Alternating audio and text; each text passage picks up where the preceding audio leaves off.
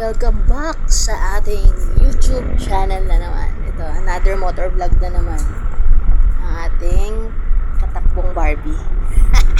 Kita nyo naman, di ba? Pink na pink. Barbie pink.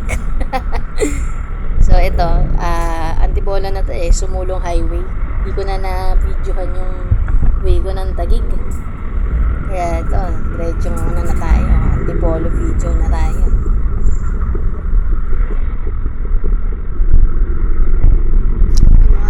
Dito sobrang bilis, diba? Feeling nila nasa expressway sila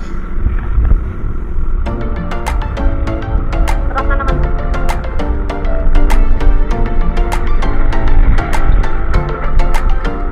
Baka na ng truck. Hindi makata kayo. Isitan.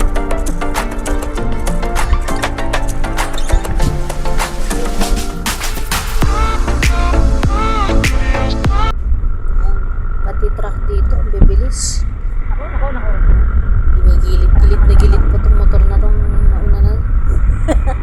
Muntik na tayo dun So, ayun guys, bali ang pupuntahan kasi natin dito sa Antipolo, yung lihim na Batis. So, located daw siya sa Baras. Kaya stay tuned lang. Stay watching lang guys, kasi alam ko sobrang layo pa natin dun sa pupuntahan natin. So yan, medyo bibilisan ko lang din dito.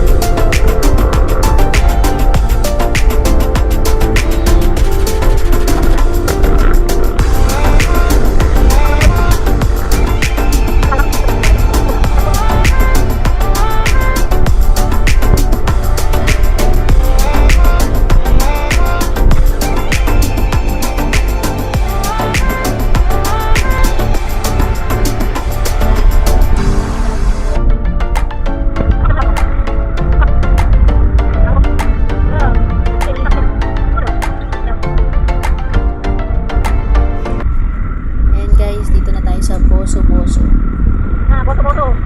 Bibilis. Ay, kuya.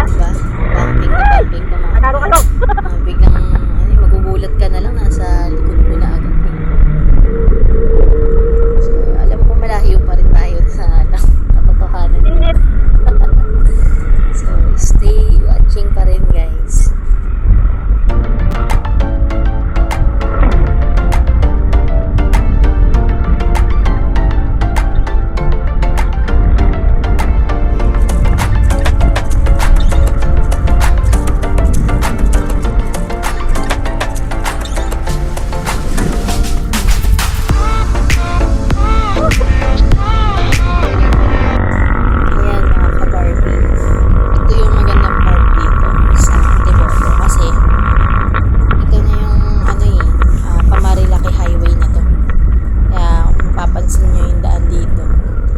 Sumisiksag na talaga siya. So kahit hindi ka mag-banking dito, mapapabanking ka Dapat talagang paikot na. Pataas, baba, tapos sabay ikot. Tayo pa natin. So kaya talagang dinadayo rin pa Antipolo, Patanay. Dulo ng Antipolo. So wala namang din preference sa ng motor. So basta may gulong, pwede na yun, di ba? Basta kaya ng motor. Kahit nga 110cc, pwede ka dito Ang ganda nga, di ba? Pababa. Ganda. Para ka na rin nga sa Baguio dito eh. So, ayan, stay watching pa rin guys kasi layo-layo pa rin naman tayo dito sa mismong location natin.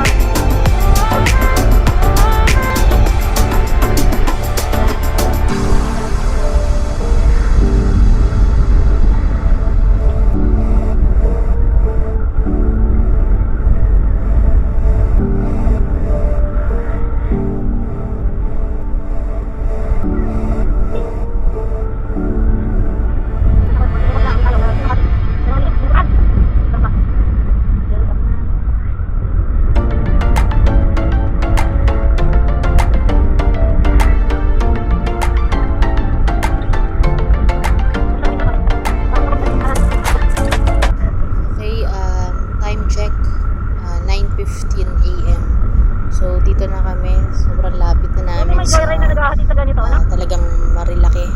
Ito, ano naman na to, Marilaki Highway. Pero yung mismo pinagbabangkingan nila ng ng Marilaki. Lapit-lapit na tayo.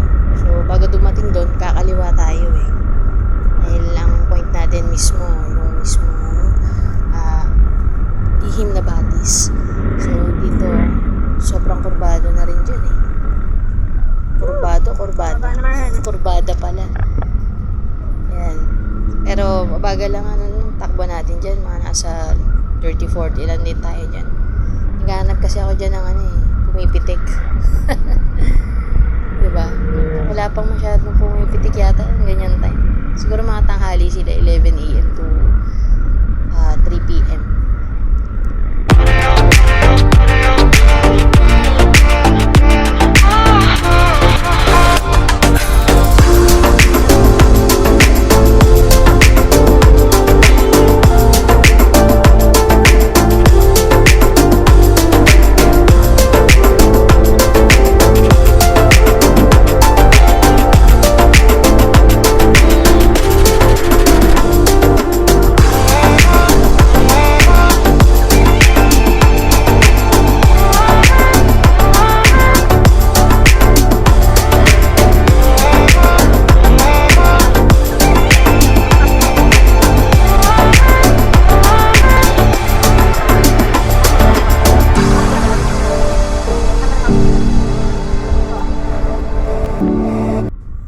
Dito kung mapapansin nyo, may mga pulis na dyan.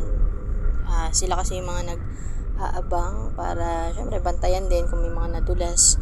Ito kasing part na to sobrang delikado kasi yun yung mga crack tapos nilagyan nila ng espalto. So pagka syempre paliko, madali talaga makasemplang. So ayan, hinto tayo dito kasi itong pakaliwa na to, yan yung Barangay San Roque. So, buti na lang yung kasama ko kasi napansin niya yung slogan na yun. Kasi kung dumiretso kami dyan, ayun na, Marilaki na talaga. The Devil's Highway daw yung tawag nila dun. So, ito, akyat to eh. So, dulong-dulo pa. Kasi nga, di ba, lihim nga daw. Ang hirap na nito, dito. Ang hirap kasi wala na siya sa Google Map natin. So, susundan na lang natin yung daloy ng dito eh. Ng daan nila. So, good luck talaga sa gulong natin at good luck sa atin. So, guys, stay watching pa din. Hanggang makarating tayo doon kung ano ba yung itsura nito. Okay.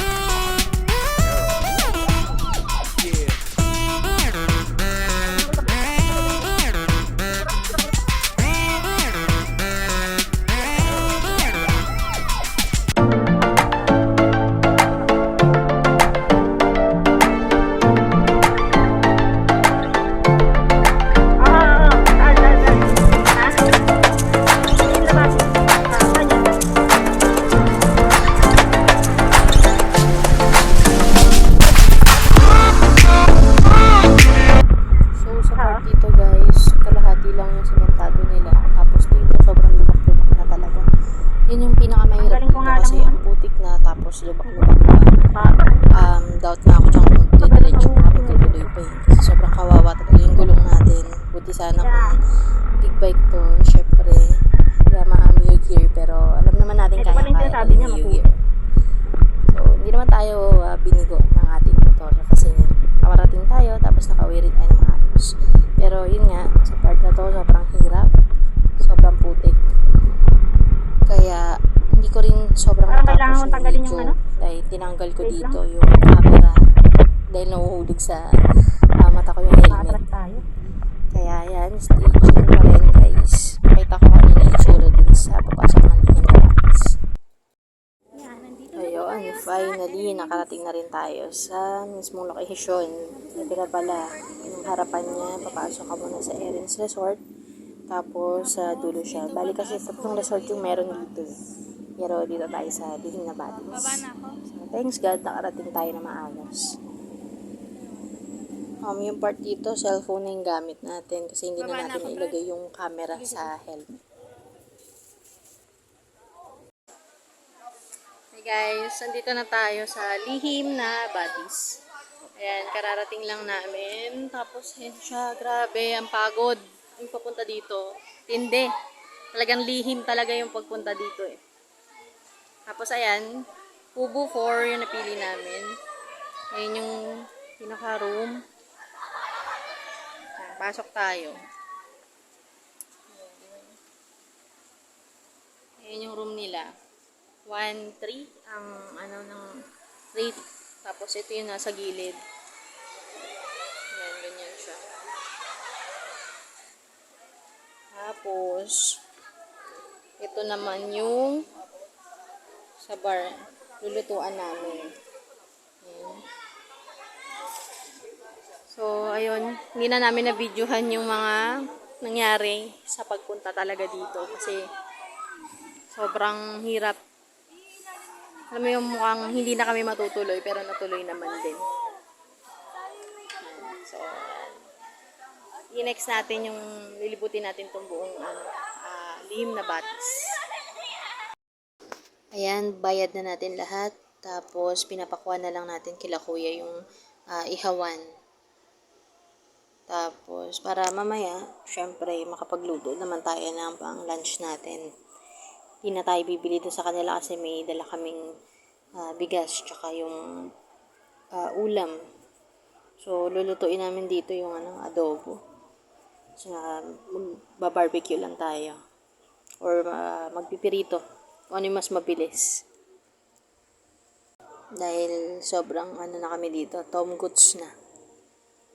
Tapos, ang hirap papabagain itong uling na to. Kaya may ilang oras din to bago maluto. Siguro mga 1 oras.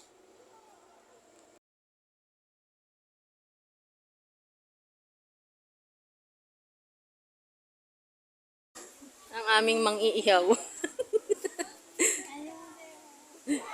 Si Chicks Jessica. Basagin natin to.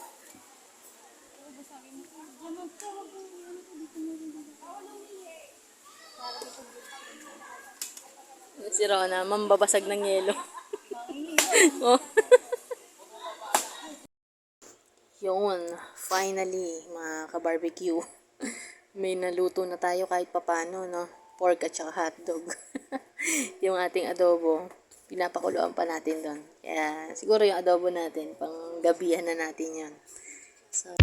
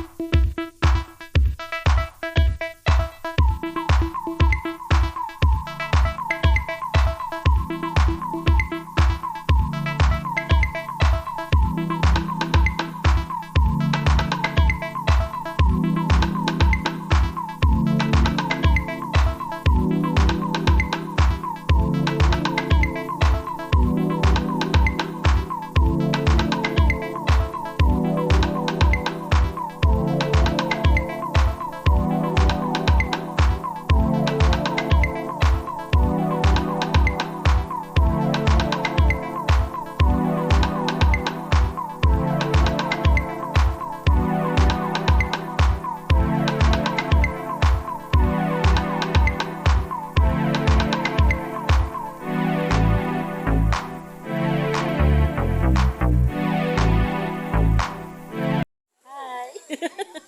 Akala ko picture. Ay, hindi. Para sa vlog daw. Antok na. Antok na kami. Tomorrow. Bye! Uwi na kami. Nasaan na yung kubo 4? Yan. May kubo 4. Uwi na kami dito, guys. Bye-bye. Naka one night kami dito sa Lihim na Batis.